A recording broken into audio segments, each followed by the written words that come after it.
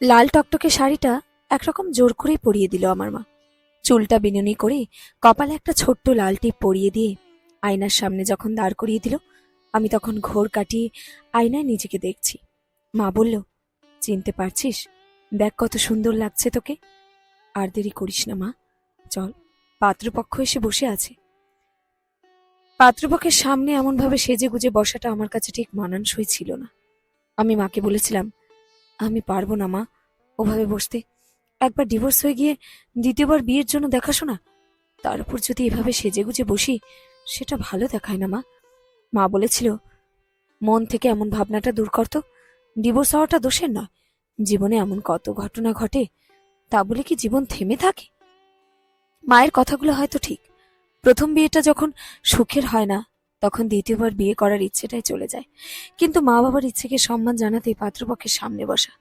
কারণ আমার বাবা কথা দিয়েছিল পাত্রপক্ষকে, তাই বাবার সম্মান রক্ষার্থে পাত্রপক্ষের সামনে বসতেই হবে। মা আমাকে যখন সাজিয়ে দিচ্ছিল, আমি তখন জড়বস্তুর মতো বসেছিলাম। মনে পড়ে যাচ্ছিল 7 বছর আগের কথা। বাবা মাকে সঙ্গে নিয়ে দেখতে এসেছিল রাজেন। আমাকে দেখে তো সে কত কথা। ওর মা বলেছিল আমার তো মেয়ে নেই, তাই একটা মেয়ে পেলাম। এমন কথা শুনে সেদিন এত খুশি হয়েছিলাম যে বলে বোঝাতে পারবো না। রাজেনের সাথে বিয়েটা দেখাশোনা করেই হয়েছিল। বান্ধবীর বিয়েতে গিয়ে ওর সাথে পরিচয়। ও যখন আমাকে ওর ভালো লাগার কথা জানালো, আমি বলেছিলাম আমার বাবা মায়ের সাথে কথা বলতে। আমার কথা মতো ও একদিন আমাদের বাড়িতে আসে। আমাকে বিয়ে করার জন্য বাবার কাছে প্রস্তাব রাখে। বাবা ওর সাথে কথা বলে। বাবা দেখলেও ভালো চাকরি করে। বাবা মায়ের একটি মাত্র ছেলে, ছোট ফ্যামিলি। বাবা রাজি হতে ও একদিন ওর বাবা মাকে নিয়ে দেখতে আসে। দুই বাড়ির পছন্দ হওয়াতে বিয়েটা হয়ে যায়। বিয়ের পর প্রথম 1 বছর ছিল সবকিছু। আমি থাকতাম গ্রামের বাড়িতে, আর ও চাকরি সূত্রে কলকাতায় ভাড়া বাড়ি নিয়ে থাকতো এক কলিগ বন্ধুর সাথে। ওখানে 5 দিন অফিস করে উইকেন্ডে বাড়ি আসতো। বিয়ের পর আমাকে একবার নিয়ে গিয়েছিল ওর কলকাতার বাড়িতে। ওখানে আমি দিন তিনেক ছিলাম। ওর কলিগ বন্ধু সুমনের সাথে আমার পরিচয় করিয়ে দেয়। আমি সুমনদা বলেই ডাকতাম। সুমনদা ভালো মানুষ, আমাকে খুব স্নেহ করতেন। বিয়ের 1 বছরের মধ্যে আমি কনসিভ করি। সে কারণেই বাপের বাড়িতে এসে থাকতে শুরু করি। তারপর থেকে, বাপের বাড়িতে আসার পর থেকে দেখতাম ও আমার আর অতটা কেয়ার করতো না। আমি আমাদের বাড়িতে আসার কথা বললে বলতো, শ্বশুর বাড়িতে রোজ রোজ যাওয়াটা ভালো দেখায় না। আমি ভাবলাম, হতেই পারে, অনেক ছেলেই আছে শ্বশুর বাড়িতে বেশি আসতে পছন্দ করে না। কি একটা দরকারে একদিন রাতে ওই 8:30 বা তার একটু বেশি হবে, ওকে কল করি অনেকবার। ও আর রিসিভ করে না। আমি সে মুহূর্তে কোনো উপায় না দেখে সুমনদাকে কল করি। সুমনদা বলে, আমি তো আর ওর সাথে এখন থাকি না। 2 মাস হলো আমি রুম ছেড়ে দিয়েছি। তবু দেখছি আমি কল করে। সুমনদা কল করে ওকে না পেয়ে ওর রুমে যায় ওর খোঁজ করার জন্য। গিয়ে যা দেখে, তাতে আর বিন্দুমাত্র দেরি না করে আমাকে কল করে বলে, লিজা, তুমি রাজনের সাথে আর থেকো না, ও তোমাকে ঠকাচ্ছে। এমন কথা শুনে একটু ভয় পেয়ে গিয়ে জিজ্ঞেস করি, ঠকাচ্ছে মানে? রাজেন অন্য একটি মেয়ের সাথে লিভ ইন করছে। মাথায় বাজ ভেঙে পড়ার মতো অবস্থা। সেদিন কল করে ওকে আর পাইনি। পরের দিন ওকে কল করে জিজ্ঞেস করতে ও আমাকে বলল, ও আমার ভালো বন্ধু, তাছাড়া আমি ওকে ভালোবাসি। হয়তো কখনোই ওকে বিয়ে করতে পারবো না, ওকে ছেড়ে থাকতেও পারবো না। শাশুড়িকে বলতে শাশুড়ি বললেন, ছেলেদের অমন 2-1টা বন্ধু থাকে, একা থাকে তো, তাই, ওটা দোষের নয়। জীবনটা তখন থেকে এলোমেলো হয়ে গেল। ডিভোর্স ছাড়া আর কিছু উপায় থাকতে পারে? সে যাই হোক, আমার সাজগোজ হয়ে যাবার পর আমার মা আমার হাত ধরে নিয়ে এসে পাত্রপক্ষের সামনে বসিয়ে দিল।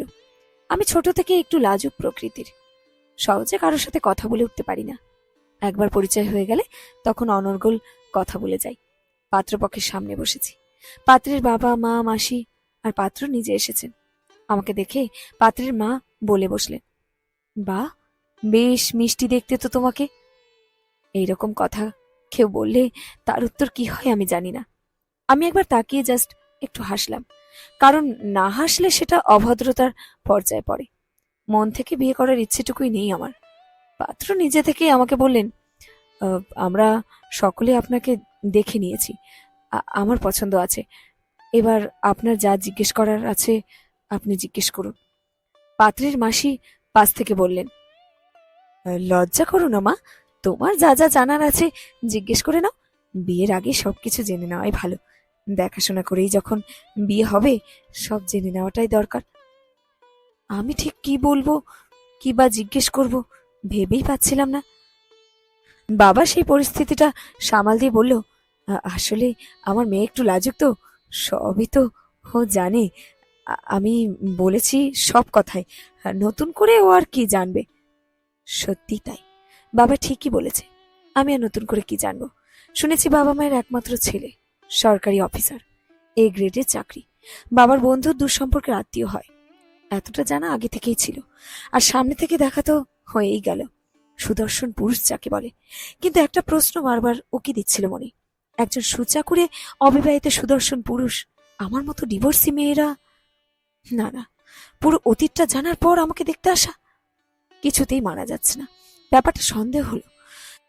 তাহলে কি বাবা পুরোটাই লুকিয়ে গেছে ওদের কাছে? হুম, বাবা তো এমন কাজ করবে না। আমার সন্দেহ দূর করলেন পাত্রের মা। হঠাৎ করে বলে উঠলেন, সবাইকে দেখছি, আপনাদের সেই ফুটফুটে পরীটা কোথায় তাহলে?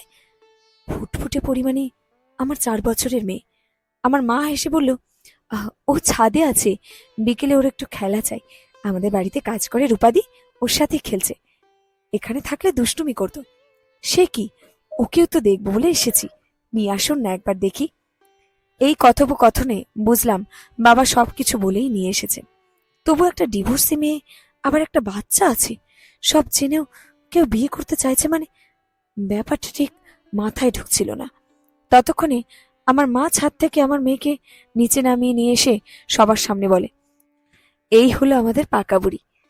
আমার মেয়ের দিকে তাকিয়ে তখন পাত্রীর মা বাবা মাসি সকলেই। মা কথাটা ঠিকই বলেছে, আমার মেয়ে ভীষণ পাকা পাকা কথা বলে। এই পরিস্থিতিটা আড়াল করার জন্যই আমি ওকে ছাদে খেলতে পাঠিয়ে দিয়েছিলাম রূপা পিসির সাথে। আমি একটু ভয় পাচ্ছিলাম মেয়ে আবার কি নাকি বলে বসে। ভাবাও যা, আর হলেও তাই। আমার দিকে তাকিয়ে মেয়ে বলে উঠল, মা, তুমি লাল শাড়ি পরেছো? লাল শাড়ি পরলে তোমাকে খুব ভালো লাগে। তুমি সিঁদুর পরতে পারো না? দেখবে আরো ভালো লাগবে তোমাকে। পাত্রের মাসি বলেন, সত্যি পাকা বুড়ি, কি সুন্দর করে কথা বলে গো। এদিকে এসো, আমার কাছে এসে বসো। আমার মেয়ে এমনিতেই খুব মিশুকে, সবার সাথে সহজে মিশে যায়। পাশ থেকে তখন পাত্রের মা ছেলেকে বলেন, ক্যাডবেরি দুটো দে তো বাবা, ওর হাতে দি। ভালো লেগেছিল মেয়ের জন্য মনে করে ক্যাডবেরি এনেছেন বলে।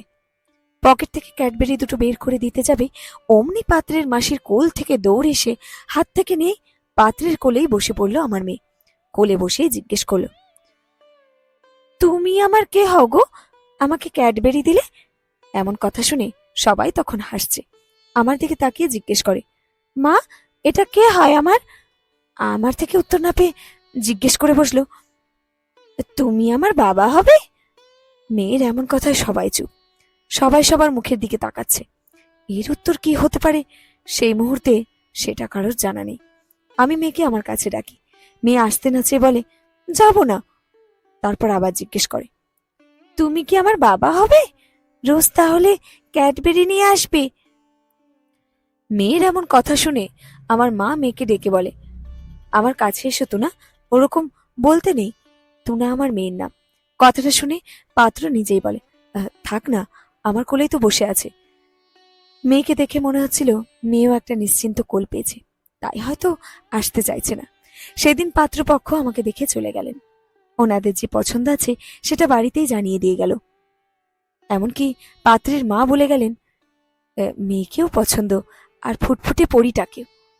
তারপর তারপর থেকে আজ 3 বছর হয়ে গেছে সেদিনে সেই পাত্র আমার মেয়ের কথা রেখেছে। ওর নাম অমৃত। মানুষটা সত্যি যেন অমৃত, আকাশের মতো উদার। অমৃতকেই বাবা বলে ডাকে আমার মেয়ে। মেয়ের দায়িত্ব কর্তব্য যেমন পালন করে চলেছে, তেমনি আদর্শ স্বামী হিসাবে একজন স্ত্রীর পাশে থেকে সহযোগিতা করে যাচ্ছে সব সময়। জীবনে এমন একটা মানুষকে পাবো কখনো ভাবিনি।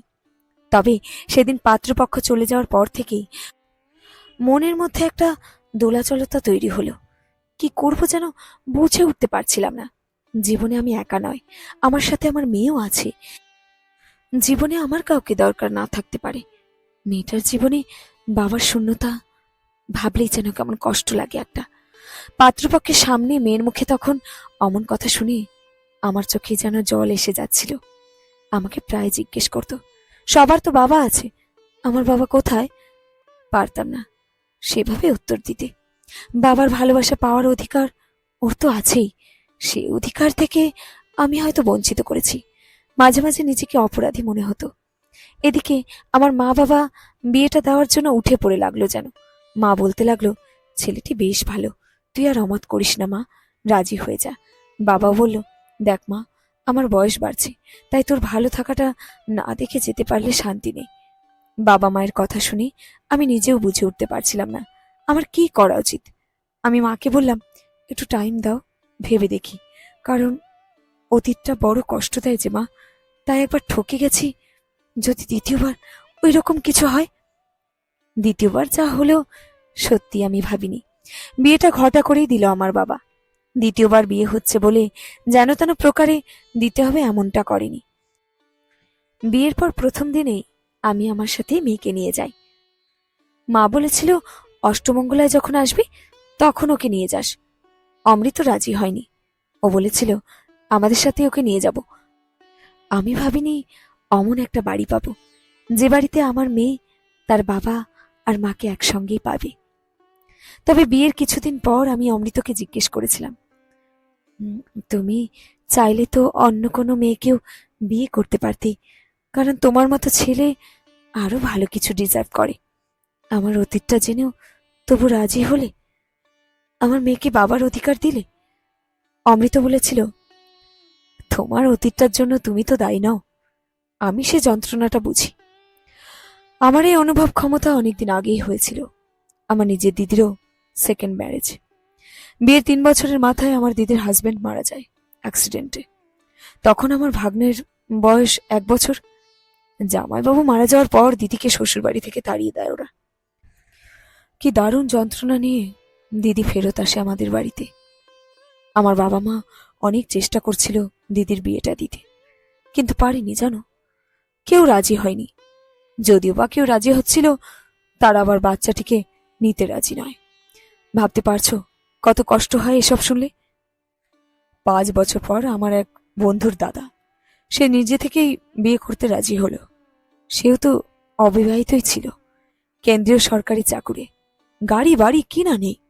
ওই মানুষটা যদি উদার মনের পরিচয় দিতে পারে, আমি পারবো না কেন? আজ আমার দিদি সব থেকে সুখী। জামাইবাবু দিদিকে জীবনের সবটুকু সুখ দিয়ে ভালোবাসে। সে মানুষটা পারলে আমিও তো পারবো।